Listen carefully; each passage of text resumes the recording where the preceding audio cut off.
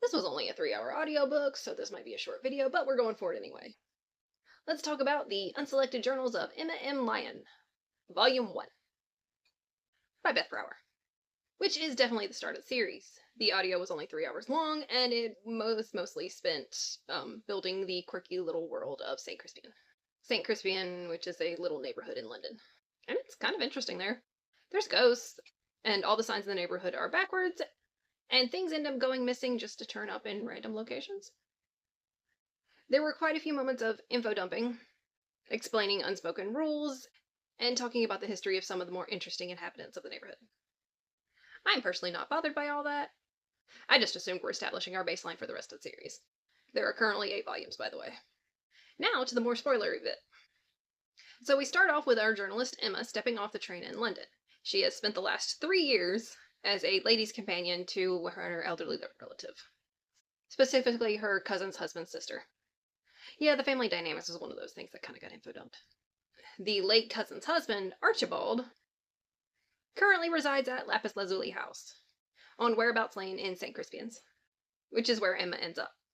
And this house, Lapis Lazuli House, is to be Emma's inheritance once she comes of age, which will be within a year. When Emma gets to the house, she's kind of shoved into one of the rooms of the garret, or the part of the house known as Lapis Lazuli Minor, which was a part that was walled off, intended to be rented out.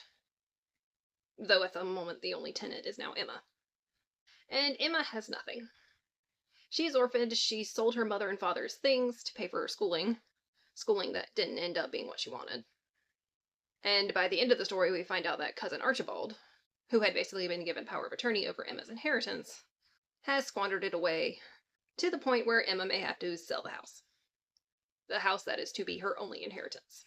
Of course she refuses, and then she forces Archibald to give up his rights to the accounts. She then forces Archibald to rent out the other side of the garret. Although he already had a tenant lined up, someone one of the ghosts calls a man of war. All this so that Emma may be able to recover some of the funds that were lost, and hopefully will not have to sell the house. Subplot, or what might be a subplot. Multiple subplots, maybe? Emma has a wealthy titled aunt named Eugenia. Eugenia has a daughter named Arabella. Arabella is Emma's cousin on her mother's side. Aunt Eugenia plans for Arabella to be married within 2 seasons.